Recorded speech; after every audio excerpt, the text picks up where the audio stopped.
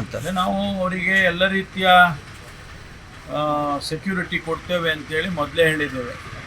ಯಾರಿಗೂ ಸಂತ್ರಸ್ತರಿಗೆ ತೊಂದರೆ ಆಗೋದ ರೀತಿಯಲ್ಲಿ ನಾವು ಅವರಿಗೆ ರಕ್ಷಣೆಯನ್ನು ಕೊಡ್ತೇವೆ ಅಂತೇಳಿ ಮುಖ್ಯಮಂತ್ರಿಗಳು ಹೇಳಿದ್ದಾರೆ, ನಾನು ಹೇಳಿದ್ದೇನೆ.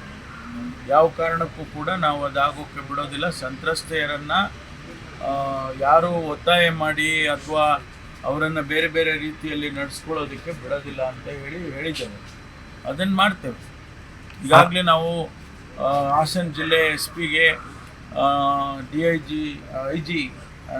ರೇಂಜ್ IG ಅವರಿಗೆಲ್ಲ ತಿಳಿಸಿದ್ದೇವೆ. ಯಾರು ಸಂತ್ರಸ್ತೆಯರಿದ್ದಾರೆ ಅವರಿಗೇನು ತೊಂದರೆ ಆಗದಾಗೆ ನೀವು ನೋಡ್ಕೊಳ್ಬೇಕು ಅಂತೇಳಿ ಅವ್ರಿಗೆ ಸೂಚನೆ ಕೊಟ್ಟಿದ್ದೇವೆ. ಮೇ 30ನೇ ತಾರೀಕು ಹಾಸನ ಚಲೋ ಹಮ್ಮಿಕೊಂಡಿದ್ದಾರೆ ಸರ್ ಸಾಹಿತಿಗಳೆಲ್ಲ. ಹಾಗೆ ಅದು ಪಬ್ಲಿಕ್ ಅವೇರ್ನೆಸ್ಸಿಗೆ ಅವ್ರು ಮಾಡ್ತಾ ಇರ್ಬೋದು, ಮಾಡಲಿ. ಸರ್, ಕುಮಾರಸ್ವಾಮಿ ಕೂಡ ಪೆಂಡ್ರೈವ್ ಪ್ರಕರಣದಲ್ಲಿ ನಿಜವಾದ ಆರೋಪಿಗೆ ಶಿಕ್ಷೆ ಆಗಿಸಿ ಅಂತ ಗೃಹ ಸಚಿವರು ಅಂದರೆ ತಮ್ಮನ್ನು ಆಗ್ರಹಿಸಿದ್ದಾರೆ ಸರ್. ಅಲ್ಲ, ನಾವು ಅದನ್ನೇ ಮಾಡ್ತಾ ಇದ್ದೀವಲ್ಲ.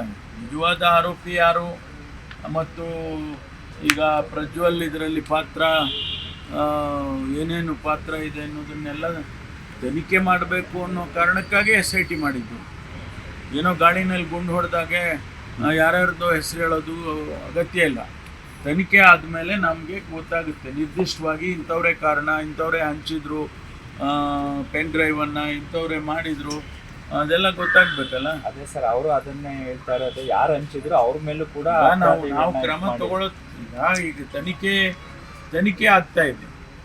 ತನಿಖೆ ಆಗೋದಕ್ಕೆ ಮುಂಚೆನೇ ನಾವುಗಳು ಹೇಳಿಕೆಗಳನ್ನ ನಾವು ಕೊಟ್ಟರೆ ಅದು ತನಿಖೆಗೂ ಕೂಡ ತೊಂದರೆ ಆಗ್ತದೆ.